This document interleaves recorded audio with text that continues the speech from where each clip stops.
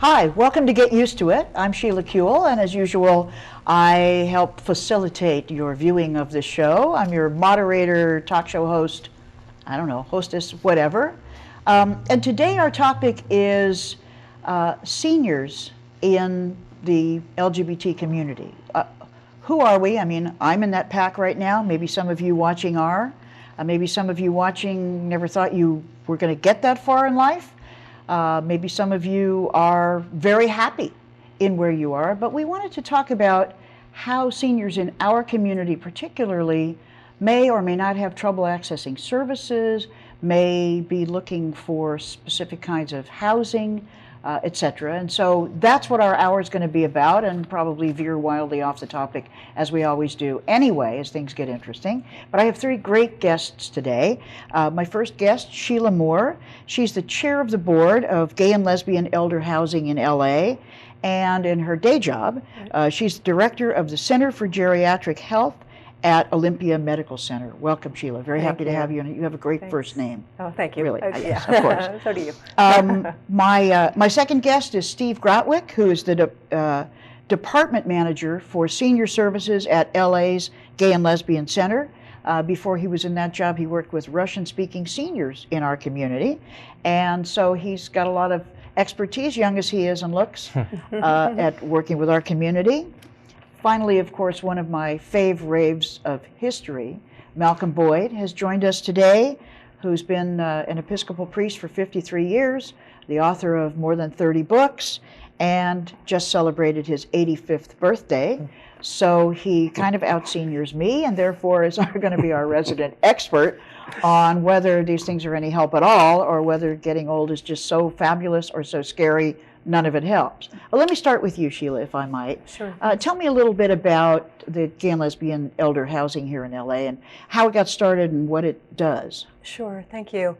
The Gay and Lesbian Elder Housing and the building in Hollywood, which is called Triangle Square, is really a shelter.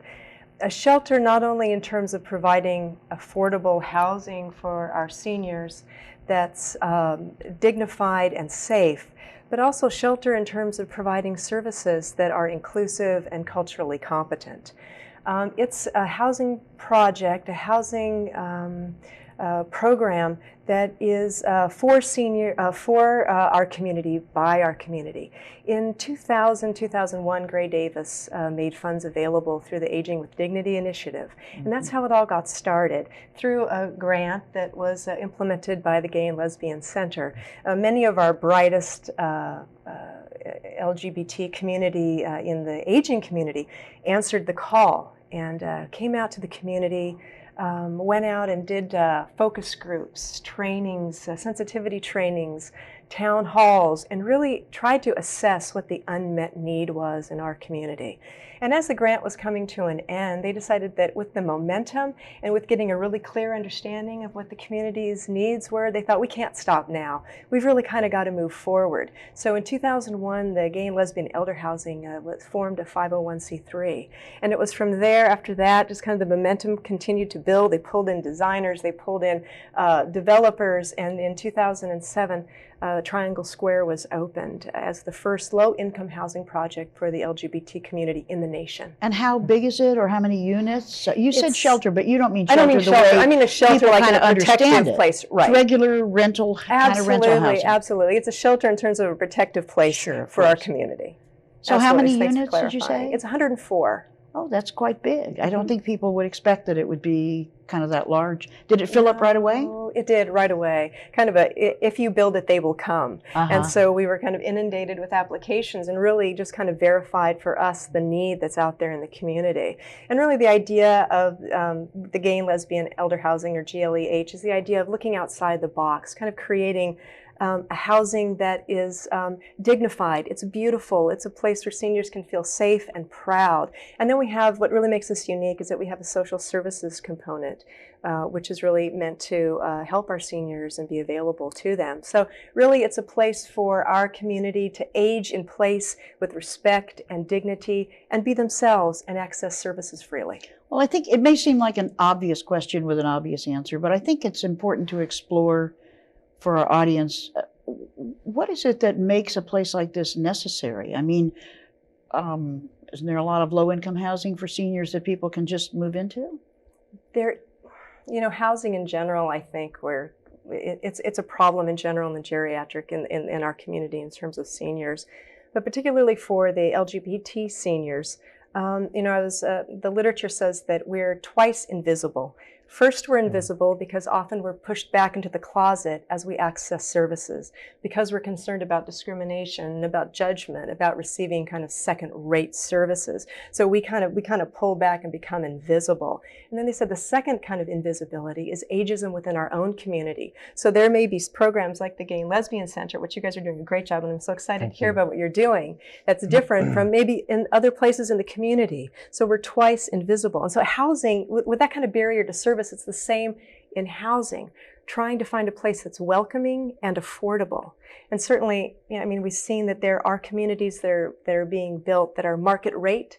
So you can find that welcoming community if you have the resources, but if you don't have the resources, then you're kind of left to find kind of your own way. So is it subsidized housing? Have we raised money to subsidize it, or was it just created so that it would be affordable, just kind of without subsidy? We worked with Housing and Urban Development. It's a fair housing project. It's also kind of going out of my expertise. So that's okay, just guess. But it's a tax credit housing. We've also been given grants for individuals with HIV/AIDS, and those grants for those who are homeless and at risk of being homeless. So we're really kind of inclusive in terms of our own community. Well, I think as people watch this show in other states or other communities where they don't have such housing, I also like to, we'll do a crawl at the end that lets people know kind of how they can find each of you. But I know those of us who, probably a lot of people have in their lives visited parents or grandparents in, retirement homes or retirement communities. And I think, certainly thinking for myself, I imagine that it would be very difficult to live with a lot of widows, of formerly married, folks who will be talking a lot about their husbands. And it may be very difficult if I had lost my partner, for me to talk about my partner. They might be very welcoming. Right. But I don't know that. I imagine that it might not be as friendly. Right. Do you hear this from your residents?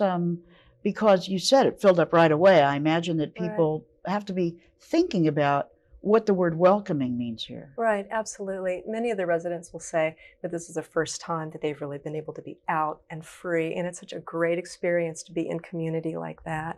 And so many of, not only the welcoming part that has kept people looking at Triangle Square and ready to jump and be on that waiting list, but also in terms of the affordability of it. I mean, so many of our seniors really had to be displaced, moving away from perhaps the city that they were very accustomed to. And kind of, we talk about aging in place, and you always kind of want to age in place where you are. But oftentimes, because of affordability, people are put to the outskirts and the suburbs and far away from their family of choice or their support network. And so they're kind of on the outskirts. So what kind of services, for instance, would be provided for the seniors at Triangle Square? Such a great name anyway. Isn't it? Triangle Square, it's kind of like a round peg in a square hole, which is what we always thought we were anyway. Right. What we're trying to do really is to create kind of a continuum of service for our seniors, hitting both the physical, the emotional, and the spiritual, if you will. We have Engage, which we just contracted with, who's coming in to do all kinds of great recreational services. So we have great things from art classes and writing classes and water aerobics. The building has a pool, and so we're doing all these great things for them. We also have case management. And not only do we provide services there, and I want to be really clear about this, is that we consider ourselves kind of a hub, kind of in partnership with the LA Gay and Lesbian Center as well. The idea is that not only do we provide services on site for our seniors, but we also branch out and create partnerships so that it's just a continuum of kind of reaching out to the greater community. Which is a great segue to talk to you, Steve. Yes. Tell us a little bit about your department at the Gay and Lesbian Center, what you do and how people find you. And Sure. We have about 900 members, 50 plus LGBT within the Los Angeles area. I think many of our particular program has been around about 10 years, and many of our members probably started coming to the LA Gay and Lesbian Center as a community center 25 or 30 years ago when it was very small, and then used those services. And then as they aged, they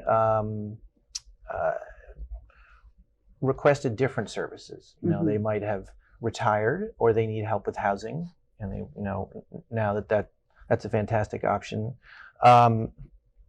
They are living on fixed incomes, so they need help with managing their resources, applying for Social Security,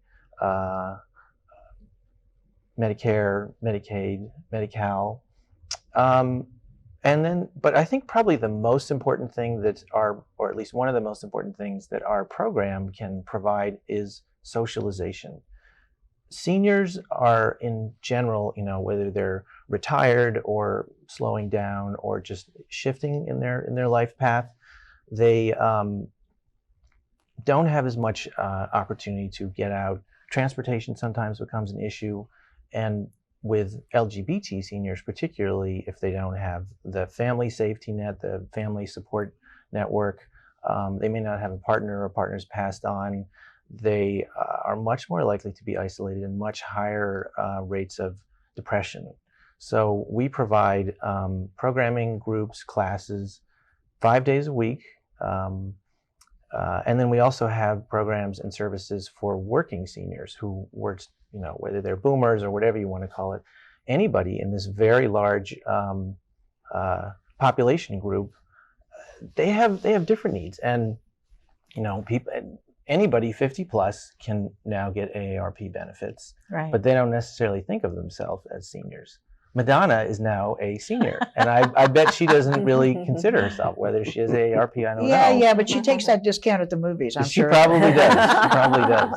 But that's sort of an example who, whether it's the general population or an individual, I get calls from people quite a bit older, in their late 60s and 70s, and they talk about the old folks, and they just don't really think of themselves in that way. But you know, their mindset hasn't necessarily shifted, but their financial situation has. So they need help with resources. Well, it's interesting because I agree with you. Yeah. Being 67 myself. Oh. No, honestly, I think. Congratulations. I don't think of myself. I know I'm a senior. I don't think of myself as a senior or an elder. Right. You know, like Father Boyd here. But I think a lot about the future, almost as though this is a new part of my life. I don't get to retire because my job, even though I'm termed out, they don't pay us any pensions. I hope everyone heard that.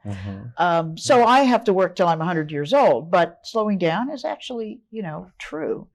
But at least I don't feel scared. And I noticed that many of my colleagues in the community, not colleagues, but my friends, are feeling, especially now with an economic meltdown, which affects everybody, they're feeling more frightened. Are you finding lately in your services? I have had, I've had a significant uptick in requests for housing, for food assistance. We haven't had a food support program before, but we are going to have one now. You know, people living on fixed incomes.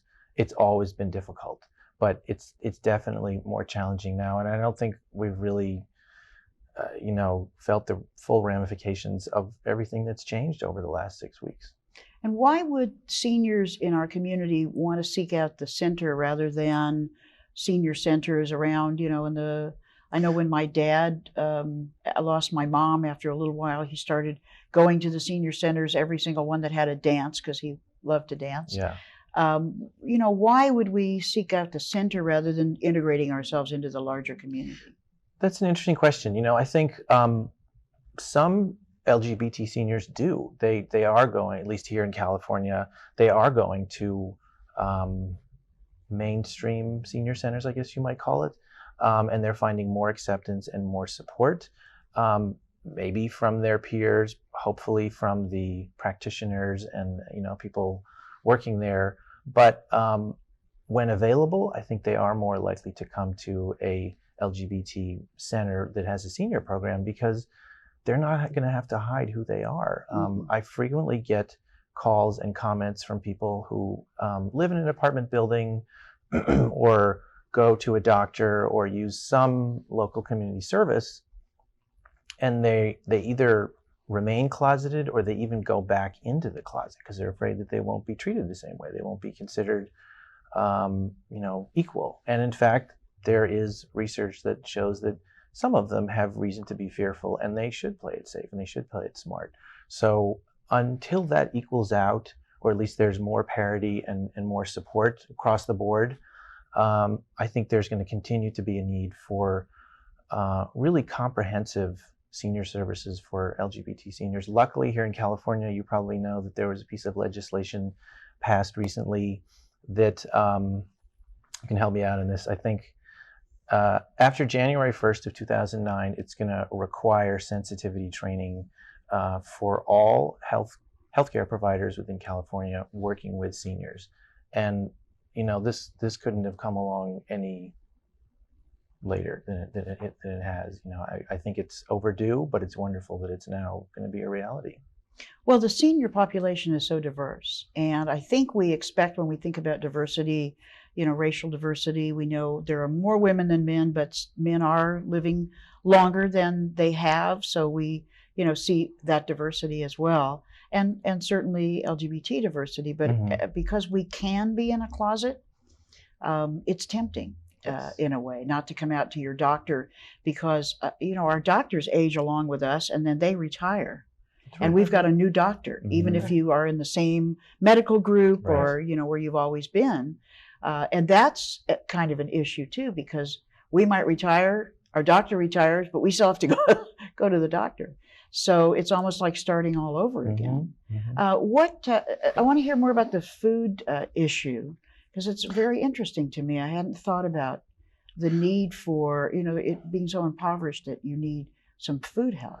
Well, I mean, in some cases, it may be that people are really living at or slightly below the poverty line, and so they just don't have funds to get to put, to actually have enough food to get by. And then in other cases, people are just finding that I'm hearing, if they completely cut out transportation or any kind of social activities or whatever, they can probably pay for their food staples. But food costs have gone up. Fixed income has stayed the same. And I don't, that's a good question. I don't really know exactly. It's probably multiple factors. Well, I've seen it in the food pantries all around the city where, there are quite a few in my district. Even though I have the richest district in the state, there are a number of food pantries in the district because there are always pockets of families who, are there, rent control helps them, et cetera, and they're not in the rich demographic. And there's been enormous increases in requests for contributions, working with the local restaurants, seeing if they can't, keep from throwing out all that food, trying to work things out. So do you also have contact with other sorts of senior services and health services? You mean, do we have community partners potentially who we're working with? We do. They're mostly around housing. I think they're going to definitely expand. We work with a memory support organization, Lisa's Place, which is a wonderful organization. What's it called? Lisa's Place. They do, it's mostly support around Alzheimer's, but they also provide support groups, co-facilitate support groups just for LGBT seniors. It's interesting. I just talked to a woman who runs the Mindfulness Center at UCLA, and it's partly it's the same thing, but they also work with ADHD kids, and it's kind of about attention, not just memory. Sure. Focus on the present, being in the present. Could be the subject of a whole new show. Interesting. Malcolm, you're the real deal. Let me go to you. I mean, 85 and on your way to 125, God willing. What do you think about all of this? I mean, I don't think our community, especially the guys, expected they were going to be facing aging issues, but here we all are. I mean, I don't think anybody had a clue to tell you the truth. When I was a kid, there was a best-selling book, Life Begins at 40.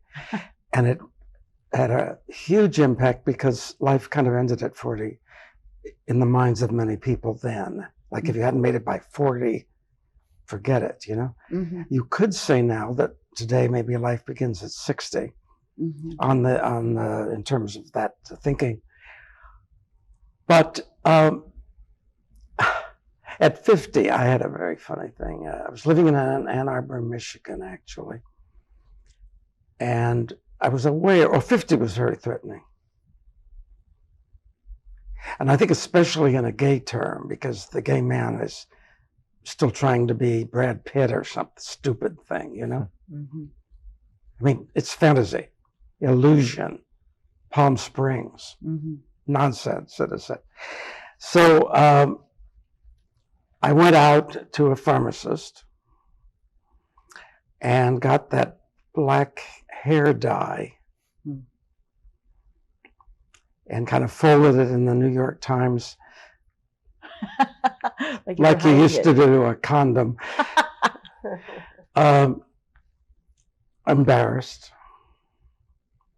sneaked to the car and drove home, and then my little dog is looking at me and I'm doing this. And then I thought, my gosh, I'm not like Kuehl, or I mean, I look like hell. Get it out of there real fast. But it was a wake-up call, and it's interesting, I actually did that.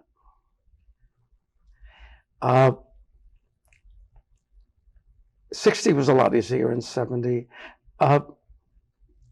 You've got to come to terms with yourself, and you can't be concerned about popularity contests and competitiveness and phoniness, you know? The same thing you mentioned, the movie ticket situation. I remember years ago, someone, I don't know what I was. Must have been a day I looked a little under rainy weather, because she said in the ticket counter's booth, don't you want the senior rate? I said, of course not. It was really, how dare you? And then not too long ago, I asked for the senior rate at a movie, and the young woman said, can I see the identity? Can you prove it? How sweet.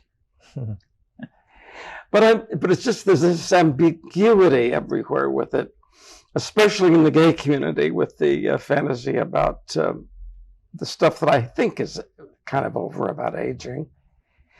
I know I'm a bit unusual, but I have a message, because I think other people ought to be unusual too. In other words, life does begin at 60 and at 70 and at 80, and we must remain in the moment.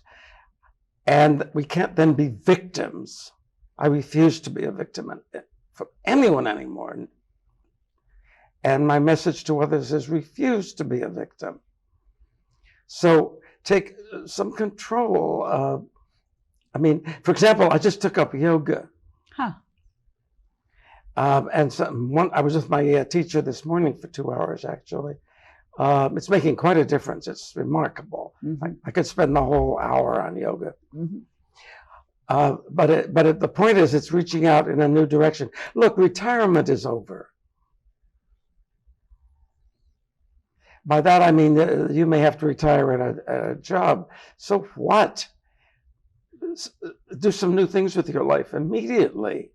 Well, also, when you said retirement is over, I sort of was thinking it's also not a very secure place for people anymore, especially given what's happened at the end of this year. Well, there isn't any security. Think of healthcare. Think of prescriptions. Mm-hmm. You know, think of. Look, there was an illusion in the kind of Bush world thinking, I guess, of the middle class. And that sort of said everyone has a right to a home, not an apartment, car, college education, certainly healthcare, and certainly retirement, because then we'll do a cruise ships. Right. Yeah. Well, the middle class doesn't even exist anymore, so wake up. And we're kind of on our own, but therefore let's be smart about it. Mm-hmm. Because I'm not asking for anything. I earned it. But I'm not a victim. I have my life. I will have my life.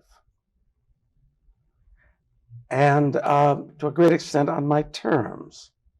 That's my message. Right. So have your mission statement ready about your own life, and then do something about it. I mean, don't let someone grind you down. Don't let somebody take away your self-respect. We can't do that anymore, particularly as gay and lesbians. But in your cohort, as you heard Steve and Sheila talking Yes. about it, it's easier, I think, for you and me, because we're so strongly identified with the community. Yes. There is no closet to go back into, and even doesn't matter who my young doctor is, it's just not going to happen. Right. But certainly you've seen in your cohort and among people that you know and people you minister to, Mm-hmm. this fear of what's going to happen as they get older, and they certainly, that you can decide, I'm not going to be a victim, but you really still need a helping hand. Of course we need the helping hand, but then we also have to offer a helping hand. Franklin Roosevelt said the only thing to fear is fear itself. And in a shadow world where somebody's knocking down our self-esteem, treating us like you know what, it's very important to stand up. In yoga, we work on the standing up, on the posture and the breathing. And to say, here I am, and I'm not a victim, and I'm not that person in your consciousness who isn't equal with you. In other words, I make a demand as a human being, and I have all my life, and I always will. And I think this is terribly important. Incidentally, I had a doctor at one point, whom I don't have at the moment, but I'd signed in, so here I am filling the form out. And it said, married, single, and I wrote gay, in long-term gay relationship. Mm-hmm. And then I said to the secretary, have the forms redone immediately, so that the doctor will know that I'm a gay man, that we don't go through the charade, because that could drive you back in the closet too, because if they don't even have it on the form, you don't want to appear obtrusive and threatening, you see. Right, So right. all of this is a part of, I don't mean to simplify, because it's not simple, it's complex. But look, I could take aging in any one of several ways, Sheila. I could settle for the hammock with a Cuba Libre, maybe listening to the ocean waves. I could settle to play shuffleboard. Maybe I would like to. I don't think I do. What I did was retire at 72 because it was enforced. Mm-hmm. And ever since, I've been a volunteer at the cathedral, the Episcopal Cathedral. I come in 5 days a week. I have an office. I have no payment. I do spiritual direction for about a number of people, women and men, gay, straight, everything, 28 to 74. I live my life. And for me, community is essential. Mm-hmm. Well, no one gave, I worked for community, I pay it back. Mm-hmm. So I'm saying to people, don't be shy. Because the last 20 years of your life, don't let it be a horror. Let it be as good. It's kind of up to us as well as social agencies. Don't you understand? Sure. And what I'm saying is, then if it is up to us, wake up and figure out how. We got to work at everything. I have worked at a 25-year relationship. If you won't work it out, it ends, and you're not in a 25-year relationship. Well, that's the best example of work right there, isn't it? Well, Sheila, let me ask you, I saw you nodding when Malcolm said, you can't be a victim. You shouldn't be a victim. And you were nodding. Tell me how that might Right. relate to Right. the seniors that you know.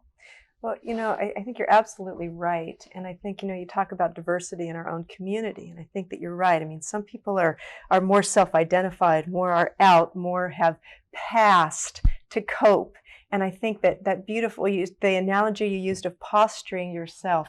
And I think it's programs like GLEH, Triangle Square, the LA Gay and Lesbian Center that helps our seniors posture themselves. Perhaps it's our doors first that they come through, that they get access services, they deal with the barriers, that perhaps that postures them to move out. And not only posture them, but posture our community, that we all work together, seniors, the community that we're serving, and those of us who are providers, working together to educate so that we're no longer victims. I think it's beautiful, the whole posturing. It's I think there's a beautiful. point here that's awfully important, and it's listening. Because any of us, and we're all professional people who do a lot of talking to people, especially people who come to us to hear us talk to them and help them.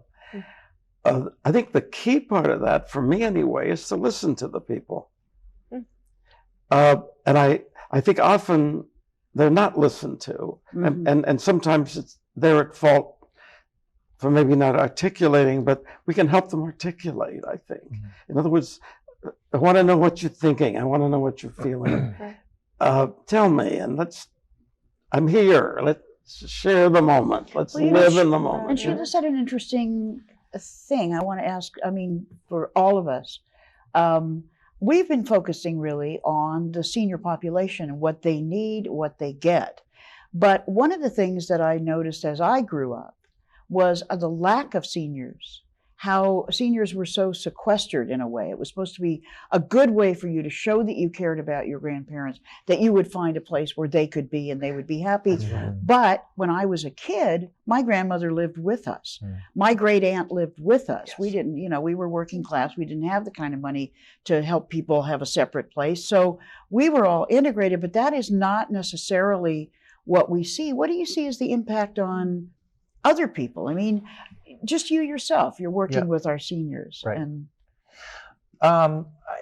it is interesting. I think in, let's say, first generation American communities here, there does seem to be much more of a family culture where the grandparents and the great-grandparents and the older relatives do continue to live with the family. They're provided for, they're taken care of. It's a responsibility. They often help out with childcare. Maybe they provide a little bit of extra income in some part-time job or something. After first generation of any culture, any socioeconomic background, there does seem to be this shift where people, when their family, when their culture is in the United States for more than one generation, the children and the grandchildren just don't really seem to want to have that same close-knit system anymore. And so it's finding assisted living, board and care, nursing home, or some kind of facility might be very nice. Or hiring help in the home. Or hiring help to come in, yeah. So there might be family involvement. Sorry, there might be family involvement, but it's much kind of, I don't really want distance. I deal with caregivers all the time. Yeah. Not really from a distance, but it's about balancing life, but not as a unit of a family under the same roof. Yeah, and I think, Very true. I think some of what that, or at least what I've seen so far, is that people, whatever generation, decade, age group that they're in this country, want to continue to be independent. Doesn't matter what you call them, whether they're a teenager, middle-aged, boomer, senior, late senior, they want their independence. It can be defined differently, but they want to be able to go and see their friends, continue to go, maybe take a class or volunteer, or go to a community center or some kind of program. And if they're confined or living in a house and they don't have a car, they don't have some kind of access to transportation, that's much harder. And so most of the time I'm getting requests for people who want to continue staying in their home, move to a facility that gives them just as much independence, if not more than what they may have had previously. This is a little like the people who insist on driving the single car, Mm-hmm. clogging the freeways. That's kind of true. I think in the gay and lesbian community, we do have a bit of an alternative here that I find fascinating, because I know Mark and I have an extended family. Mm-hmm. And that's the equivalent of the heterosexual kind of old family structure. Mm-hmm. But in other words, if it's Thanksgiving or Christmas, but really at any time, any emergency, we come together very quickly. Mm-hmm. And we have, I could just give you names of people in our extended family who are in every age group. Mm-hmm. There are some elderly, there's some people ill, there's some quite young, having a real tough time with the breakup of another relationship Mm-hmm. before Mr. Right comes along. But I think this is a social reality in our lives that's significant. Well, I've noticed that among my cohort, especially in the lesbian community, we probably have been talking for 35 years about how we're all going to live together somewhere. Right. You know, we're going to make that kind of thing because we always thought no one will take care of us. We're going to have to take care of Mhm. ourselves. And you form very strong friendships, of Mhm. course, as a lot of people do.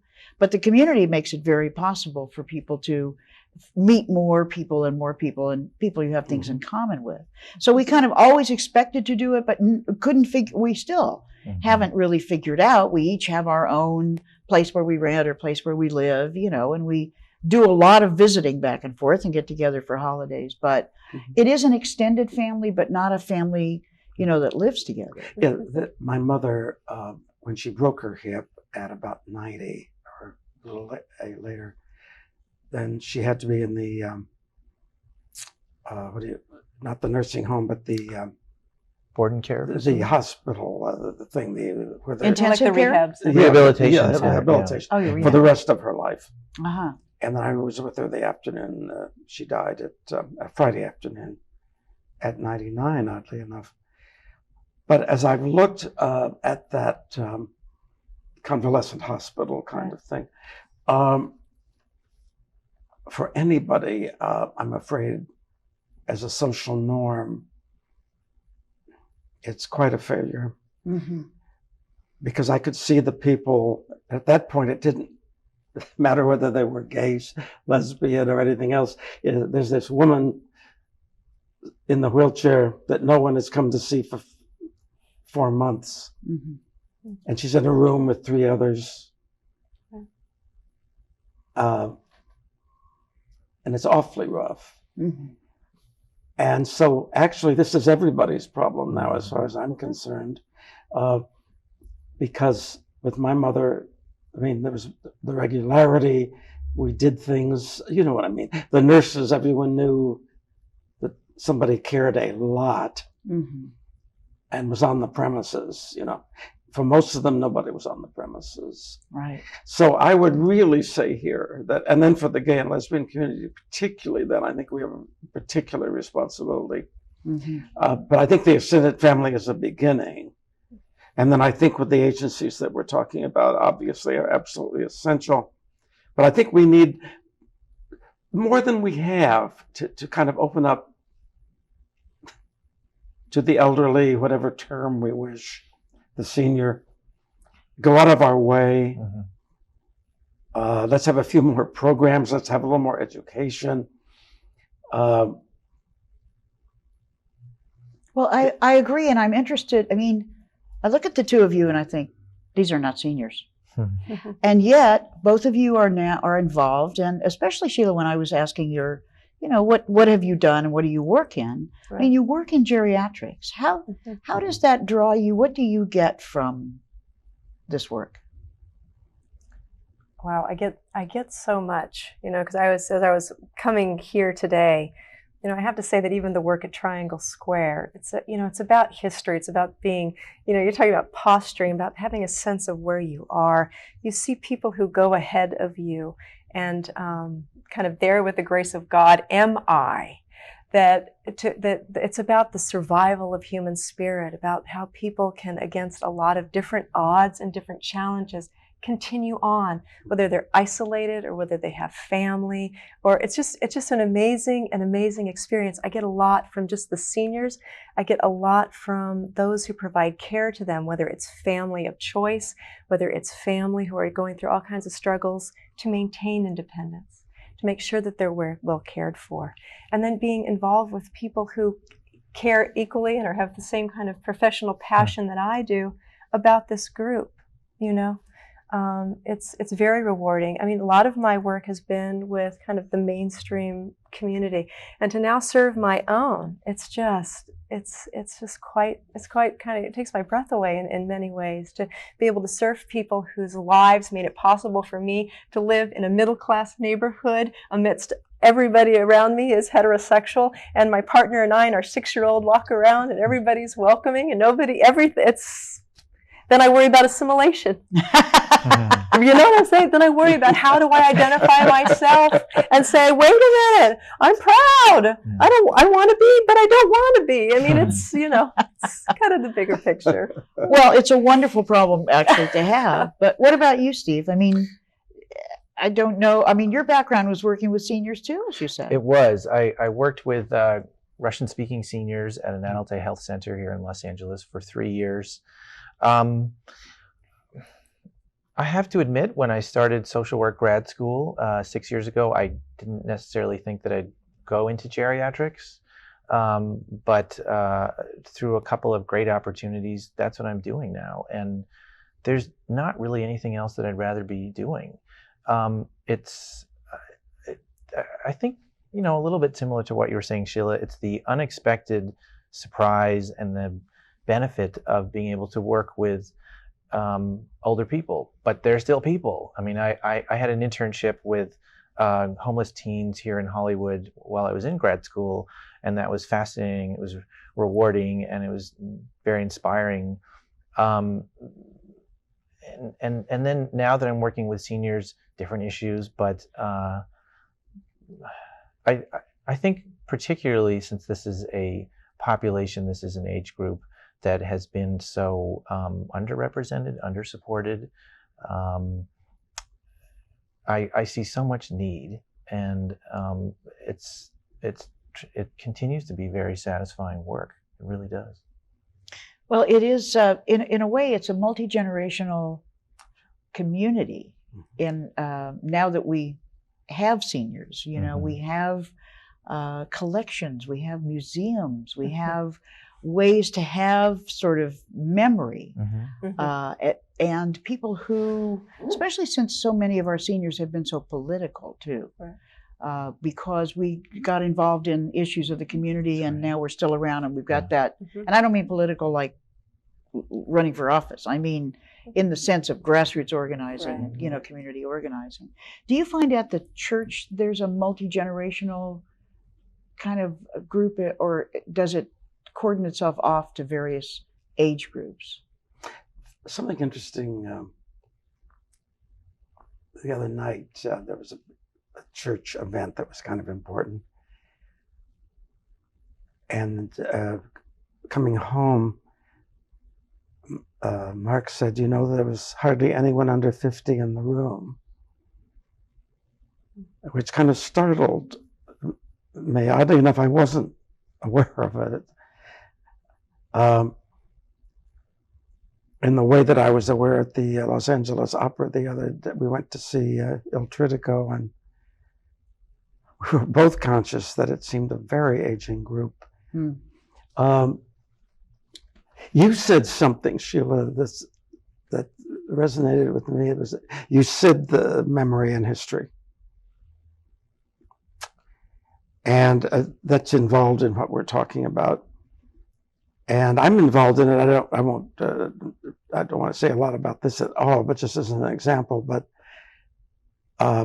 as a writer and a public figure, my archive is at Boston University, in other words, Mhm. for scholars and students. And then we're setting up a new archive in Berkeley and one in Los Angeles. I mean, a part of existing.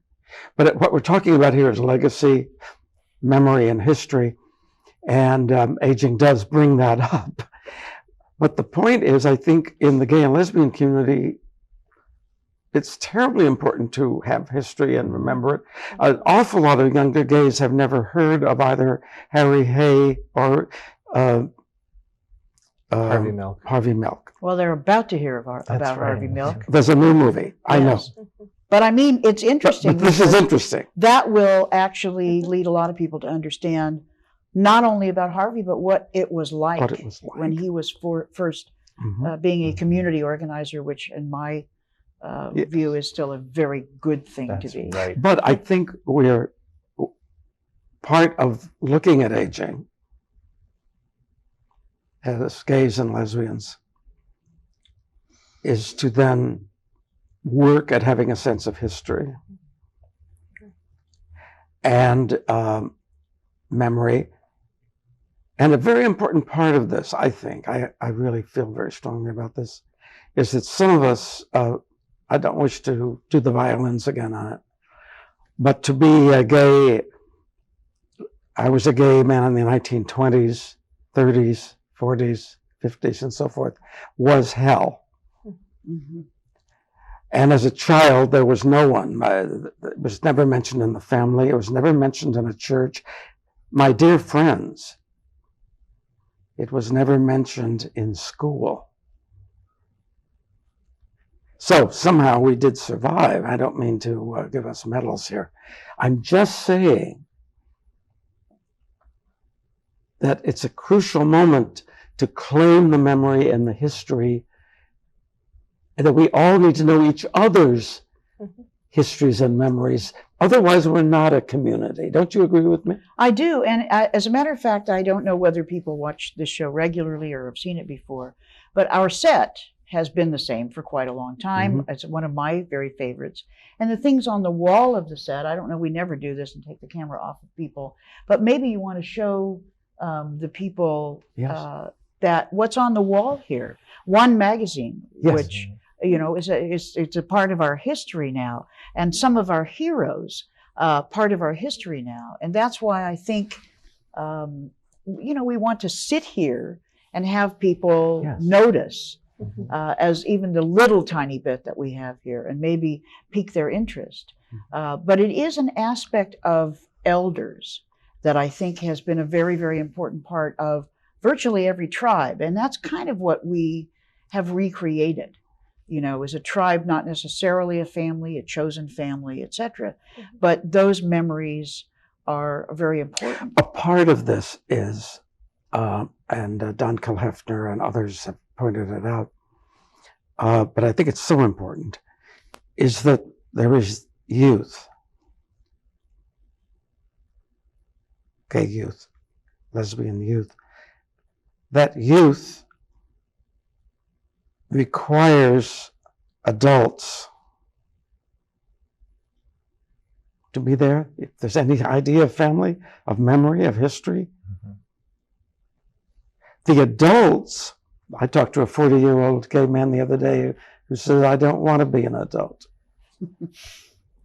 I said, well, honey, you are going to be, but you're also going to have to take the responsibility to be an adult. The point is the adults need the elders, As role models. of course. Yeah. So here's the elder, the adult, the youth, they go together. And then there's a fourth adjunct to this, the ancestors. Well, The when pictures on the wall. Morris Kite, may his soul rest in peace, who was Yes. one of the founders of the center, would tell the story about trying to get the sign-off of the Internal Revenue Service Mhm. so that people giving money to the center could deduct it on their federal income tax, Mhm. so that it was considered an educational or community organization could get its 501c3. And it was so difficult to do it. And the building where they went to get that permission is the building in which you now work, That's right. which is the Gay and Lesbian Center, Right. which is one of my favorite stories for LA. It's kind That of is like, pretty take amazing. that, IRS. Now we are in your damn building, you know. But that story, I'm certain, is passed on among, you know, many others about how the Yes. center came to be. Yeah. And it's not all violins, I don't think. I think it was harder, you know. I mean, when you said, well, I can do this in my neighborhood now because a lot of people went before me. The Yeah. other thing is you're going before a lot of people now. Oh, you're going before others, but Yeah. see, And they're watching Yeah. and seeing, you know, what you do. It's Mhm. also, you're the adult and you will be the elder Hmm. and the ancestor. and you're paying it forward, as they, you know, That's right. as they say. So tell me, I wanted to go back to what you said about the memory work, Sure. to explore that a little bit. I'm Mhm. not sure I really know or understand what that is. You said there's an organization or a... Right. There's an organization called Lisa's Place where their primary focus is to support Alzheimer's caregivers. Huh. It's a place for caregivers. Right. Mhm. But then at some point over the last couple of years, they very kindly offered to provide these extra support groups that are just for LGBT caregivers, Huh. and then also on grief and loss issues as well. And they've been very successful, and it's a wonderful collaboration, and we hope to continue them and add more. I think one interesting thing that I wanted to add is that while, you know, the kind of West Hollywood, Los Angeles area is a logical center for LGBT activity and senior activity, we continue to get requests and emails and calls from far outside of that area. And what is interesting, but also challenging and really sad sometimes, is to realize how much of a gap there is just 30, 50, or 100 miles outside of Los Angeles, where there is very little. Yeah, they can access some things online if they have access to the internet, but it's sort of going back to, you know, basics where there may not even be a community center, much less a senior LGBT community. Well, that sort of speaks to me about the need to make certain that there is sensitivity, like yes, what, you know, we've tried to do in some legislation. We did it with foster parents who are going to take foster youth as well, because a lot of foster youth, not a lot, but a high percentage, more than you would expect, are gay youth. Who've been, you know, throwaway youth. Sure. And so the sensitivity of everywhere that you go for services is very important. And I think that's an aspect of something we can do, you know, outside the LA area. Is the housing idea being cloned anywhere that you know of? There are plans in the making, so we're moving ahead. We're going to one city at a time. I understand. I didn't mean that you had to do it right away. No, Well, no, believe it or there's not, we're plans. coming close to the end of the show, and I always want to make certain that the people on the show who tell me later, you know, there's something I wanted to say and I never got to say it. If there's anything you know I've forgotten to ask you, or you haven't added or sparked with each other about, if there's anything you want to add.